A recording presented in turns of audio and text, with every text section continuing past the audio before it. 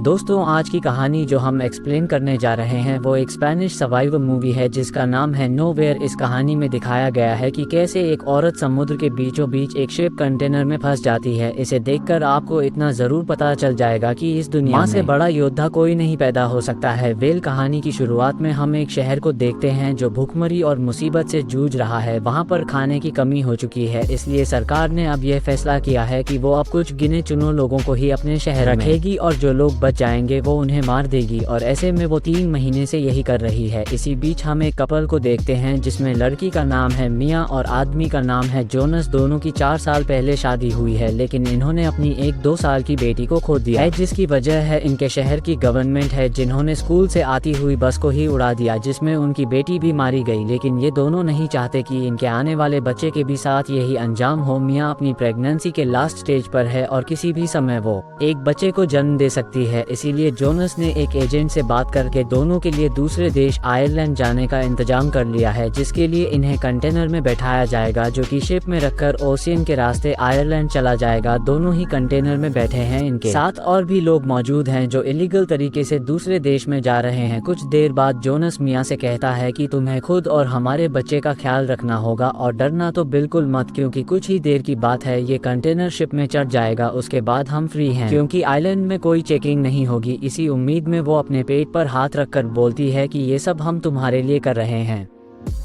कुछ समय के बाद इनका कंटेनर अचानक से खुल जाता है और कई लोग अंदर आना शुरू हो जाते, जिनकी तादाद काफी ज्यादा थी। और इसी अफरा तफरी में जोनस मिया से अलग हो जाता है। जब तक वो बाहर जाती तब तक गेट बंद हो चुका था, लेकिन यहाँ वो फौरन उसे कॉल लगाती है तो जोनस उसे शांत रहने को बोलता है और बताता है कि कुछ देर में हम शिप में होंगे, जिसके बाद मैं तुम्हारे पास आ जाऊंगा। और यह सुनकर मिया थोड़ा सुकून मिलता है, लेकिन इतनी भीड़ में उसे खुद को संभालना मुश्किल हो रहा था, क्योंकि उसे खुद से ज्यादा अपने बच्चे की फिक्र थी। लेकिन क्या करे, वो मजबूर है। इसके बाद ये लोग शहर के बीच से होते हुए पोर्ट पर जाने लगते हैं। कंटेनर में बने कुछ होल से बाहर देखते हैं तो उन्हें अपने खूबसूरत शहर की ऐसी हालात देखकर तरस आता है कि कैसे एक इंसान दूसरी इंसान को मार रहे हैं, और इसमें बूढ़े और बच्चे भी शामिल हैं। खैर, अब ये लोग 2 घंटे के बाद पोर्ट पर पहुंच जाते हैं, लेकिन यहाँ पर इन्हें सबसे बड़ी मुसीबत का सामना करना पड़ रहा था, जो की थी चेकिंग। मिया बाहर देखती है तो वहाँ पर बहुत सारे पुलिस वाले खड़े हुए थे, जिसमें से एक आकर गेट को खोलता है। लेकिन तब तक ये सारे लोग उस कंटेनर के अंदर बने एक सीक्रेट पैसेज में छुप जाते हैं, जो कि बाहर से दिख नहीं रहा था। लेकिन सीनियर ऑफिसर को कुछ शक होता है, इसलिए वो पूरे ट्रक को बड़े ही ध्यान से देखता है और उसे कुछ गड़बड़ दिखती है। वो एक गोली चलाता है जो जाकर पीछे लगती है, यानी कि इसके पीछे भी कुछ है। वो अंदर बैठे लोगों से कहता है कि मुझे पता है कि तुम लोग यही छुपे हो, इसलिए बेहतर है कि सब लोग बाहर आ जाओ, वरना मैं एक एक करके सभी को मार डालूंगा। कुछ देर हो जाती है लेकिन कोई बाहर नहीं आता, तो वो अपने आदमी से गोली चलाने को बोलता है और तभी एक लड़की बाहर आ जाती है। लेकिन इतनी देर में मिया वहां रखे हुए एक बॉक्स पर चढ़ जाती, जो थोड़ी ऊंचाई पर था, जहां पर इन लोगों की नजर नहीं जाती है। सीनियर ऑफिसर ऑर्डर देता है कि सबको मार दो, जिसके बाद वहां पर अंधाधुंध गोलियां चलना शुरू हो जाती है। कुछ सेकंड तक बस लोगों की चीखों के अलावा कुछ सुनाई नहीं देता, और वही मिया ऊपर अपने मुंह पर हाथ रखकर चुपचाप रहती है। सबके मर जाने के बाद वो सबकी लाश को समुद्र में फेंक देते और फिर गेट को बंद कर दिया जाता है। अब इस पूरे कंटेनर में अकेले मिया ही थी। वो सबसे पहले तो जोनस को एक वॉइस मैसेज भेजती है कि उन्होंने सभी को मार दिया, पर वो वहाँ छुपी है। जिसके कुछ देर बाद उसके कंटेनर को शिप पर लोड कर दिया जाता है, तो वो जोनस को कॉल करती है, लेकिन उसका फोन तो स्विच ऑफ बता रहा था। वो फिर से वॉइस मैसेज सेंड कर देती है, तुम कब आ रहे हो, लेकिन उसका कोई जवाब नहीं आता। यहाँ पर शायद उसे उन लोगों ने मार दिया होगा, क्योंकि चेकिंग तो सभी कंटेनर की हुई होगी। लेकिन क्या पता कोई चमत्कार हो जो जोनस को बचा ले। बस यही दुआ मिया के दिल से निकल रही थी। कुछ देर बाद जब शिप चलना शुरू हो जाता है तो मिया वहाँ पर पड़े हुए कुछ सामानों को चेक करती है, जिसमें उसे एक टॉर्च मिलती है, जिसे वो जला लेती है और खुद के ऊपर एक ब्लैंकेट डाल लेती है और सोने की कोशिश करती है। अब यहाँ से उसका सफर बहुत लंबा होने वाला है। अब आधी रात को मिया की जब आँख खुलती है तो वो होल से बाहर देखती है, तो उसे पता चलाता है कि उसका शिप तूफान में फंस चुका है। और धीरे धीरे वो तूफान इतना बढ़ जाता है जिससे कि उसे डर सताने लग गया था। वो देखती है कि एक एक करके उस शिप पर से सारे कंटेनर गिरना शुरू हो जाते और इन सब में उसका भी कंटेनर होता है। और जैसे ही वो कंटेनर पानी में गिरता है उसे बड़ा झटका लगता है जिससे वो वही बेहोश हो जाती है। जब कुछ देर बाद उसकी आंख खुलती है तो अपने चारों ओर देखती है, कंटेनर में पानी भर चुका था। फिर वो होल के बाहर देखती है तो उसका कंटेनर समुद्र के बीचों बीच तैर रहा था, जो कि बहुत ही डरावना था क्योंकि ऐसे वो कैसे खुद को जिंदा रख पाएगी। और इसी बीच वो सबसे पहले तो जोनस को कॉल लगाने की कोशिश करती है, लेकिन अफसोस उसका फोन टूट चुका था। लेकिन वो अपने दूसरे फोन से ट्राई करती है पर वो अभी भी कॉल नहीं उठा रहा था। और तभी अचानक से उसे कुछ लोगों की चीखने की आवाज आती है। वो होल से बाहर देखती है तो वहाँ उसे वही ग्रीन वाला कंटेनर दिखाई देता है जिसमें उसने जोनस को जाते हुए देखा था, लेकिन इस समय वो पानी में डूब रहा है। वो उसे फिर से कॉल लगाती है पर कोई फायदा नहीं होता और देखते ही देखते वो कंटेनर उसकी आंखों के सामने ही डूब जाता है। और के सामने जोनस को ऐसे मरता हुआ देखकर वो पूरी तरह से टूट जाती है क्योंकि अब वो अकेली पड़ गई। इसलिए एक बार तो वो खुद की जान लेने की भी कोशिश करती है, लेकिन तभी उसे याद आता है कि उसके अंदर एक दूसरी जान भी पल रही है और इसे जोनस को दिया हुआ वादा भी तो पूरा करना है। वो चाकू को फेंक देती है और ऐसी बैठे बैठे उसकी आंख लग जाती है। जब वो दोबारा उठती है तो देखती है कि उसके ऊपर एक कंटेनर लटक रहा है। दरअसल अब यहाँ पर पानी भर चुका था, इसलिए कंटेनर एक तरफ झुकता जा रहा था। अगर ऐसे ही पानी भरता रहा तो वो डूब जाएगी। वो सारी कोशिश करती है लेकिन कोई फायदा नहीं होता क्योंकि कुछ ही देर बाद पूरे कंटेनर में पानी भर जाता है और उसका दम घटना शुरू हो जाता है और देखते ही देखते उसकी मौत हो जाती है। रुकिए जरा, तभी अचानक से उसकी आंख खुला जाती है क्योंकि ये बस उसका एक सपना था। अब जब वो उठती है तो हम देखते हैं कि अब असलियत में भी पानी भरना शुरू हो गया है। इसके बाद वो कंटेनर्स को खोलना शुरू करती है, क्या पता उसके अंदर उसको कुछ मतलब का सामान मिल जाए, पर उसमें कोई खास सामान नहीं था। अब किसी में उसे टिफिन बॉक्स मिलता है तो किसी में वाइन्स की बोतल, जो कि शायद आगे जाकर उसके किसी काम में आ जाए। अब पहले वो अपने फोन को टिफिन बॉक्स में रख देती है ताकि वो गीला ना हो। उसके फोन पर एक अननोन नंबर से कॉल आती है तो वो कोई और नहीं बल्कि जोनस होता है। जी हाँ, जिसकी आवाज सुनकर वो बहुत खुश होती है कि वो अभी भी जिंदा है। वो उसे बताता है कि उसके ड्राइवर ने उन्हें कहीं सिटी के बाहर लाकर छोड़ दिया है, पर जब वो मियाँ की हालात के बारे में सुनता है तो हैरान हो जाता है और वो उसे दिलासा देता है और हिम्मत रखने को बोलता है कि तुम्हें खुद को जिंदा रखना होगा, मैं तुम्हें बचाने के लिए जरूर आऊंगा। उसकी आवाज सुनकर मियाँ को थोड़ी सी उम्मीद मिलती है और कुछ देर बाद अब मियाँ को लेबर पेन भी शुरू हो गया था और तेज तेज बिजली कड़कने लगती है। थोड़ी देर बाद कंटेनर दोनों ओर से हिलना शुरू हो जाता है और इसी में मियाँ को लेबर पेन भी शुरू हो चुका था। वो बहुत कोशिश करती है कि कैसे भी करके खुद को रोक ले, लेकिन ऐसा हो नहीं पाता और इसी तूफान में वो एक बेटी को जन्म देती है जिसका नाम नोहा रखती है। लेकिन यहाँ नोहा को कोई दिक्कत ना हो इस पानी से, इसलिए वो उसे लेकर वहीं रखे एक बड़े से बॉक्स में बैठ जाती है और उसका ख्याल रखती है। पर उसका खाना धीरे धीरे खत्म हो रहा है। ऐसे में जितना भी बचा हुआ खाना पानी है उसे कम कम खाना पड़ेगा क्योंकि अब उसे अपनी बेटी को भी कुछ खिलाना है। अब यहाँ वो बार बार निक को भी फोन करने का ट्राई करती है लेकिन उसका फोन नहीं लगता। अब अगले दिन जब वो सोकर उठती है तो हम देखते हैं कि उसकी बेटी रोए जा रही है क्योंकि उसे भूख लगी थी। मियाँ उसे अपना दूध पिलाती है जिससे वो थोड़ा शांत हो जाए, पर इसी दौरान उसके दिमाग में एक आइडिया आता है, क्यों ना इस कंटेनर के ऊपर जाया जाए है, क्या पता वहाँ उसे कोई देख ले, कोई शिप जो उसके आसपास गुजर रहा हो। लेकिन इसके लिए उसे सबसे पहले तो कंटेनर को ऊपर से काटना होगा। तो बॉक्स में से वो कोई ऐसी चीज ढूंढने लगती है जिससे वो कंटेनर को काट सके और उसे वहाँ एक ड्रिल मशीन मिलती है, लेकिन ऐसा करने में बहुत टाइम लगेगा और साथ में मेहनत भी क्योंकि कंटेनर का स्टील बहुत ही मजबूत है। पर यह मियाँ हार नहीं मानती और लगी रहती है। उसे काटते समय बीच में विजन में निकालता है जो उसे हौसला देता है कि तुम्हें खुद को जिंदा रखना है, लेकिन ये कैसे मुमकिन है, उसके पास अब तो खाना भी नहीं बचा है। तभी मियाँ के दिमाग में आता है कि उसने बर्थ के टाइम अपना फ्लैश फेंका नहीं था। वो उसे ढूंढती है और फिर उसे ही खाना शुरू कर देती है। ये सीन देखकर आपकी रूह काम जाएगी। उसे खाना ही पड़ता है क्योंकि उसके पास अब कोई चारा भी नहीं है। आगे हम देख पाते हैं कि उसके पास अब पानी भी खत्म हो चुका है और वो बारिश के पानी को पीने की कोशिश करती है। धीरे धीरे करके वो जैसे तैसे कंटेनर के ऊपर वाले हिस्से को काट लेती है और फिर ऊपर आती है। जब वो चारों ओर देखती है तो दंग रह जाती है क्योंकि वो बिल्कुल ही समुद्र के बीच में थी, पर उसे यहाँ सूरज की रोशनी भी मिलती है। इसलिए वो नोहा को फौरन ऊपर लेकर आती है और उसे भी रोशनी दिखाती है। पर उसे एक बात का ध्यान रखना होगा कि यहाँ पर आने का जो रास्ता उसने बनाया है वो उसके लिए अच्छा भी है और बुरा भी है, क्योंकि अगर तेज बारिश हुई तो सारा पानी अंदर आने लगेगा और ऐसे में वो क्या करेगी। खैर, अब वो जो ऊपर आई है तो पानी में तैर रही मछलियों को भी देखती है जो उसके लिए खाने का काम कर सकती है। वो उन्हें पकड़ने की कोशिश करना शुरू कर देती है, लेकिन शुरुआत में तो उसके हाथ में कुछ नहीं आता। इसी बीच उसे आसमान में एक प्लेन भी दिखाई देता है, जिसको सिग्नल देने के लिए वो नीचे टीवी पर लगे गिलास को तोड़कर ऊपर फौरन लाने की कोशिश करती है, लेकिन ऐसा करने में उसके पैर में गहरी चोट आ जाती है और इससे वो चीख पड़ती है। इतने में वो प्लेन भी वहां से निकल जाता है। हम देखते हैं कि वो जख्म बहुत ही बड़ा था। वो नीचे जाकर अपने जख्म को ठीक करने की कोशिश करती है। पहले तो वो उसके ऊपर वाइन डालती है ताकि कोई भी इन्फेक्शन ना हो। इसके बाद अपनी स्किन को एक धागे से सील लेती है जिससे कि खून रुक जाए। ये जितना बताने में आसान लग रहा था उतना देखने में बिल्कुल भी नहीं।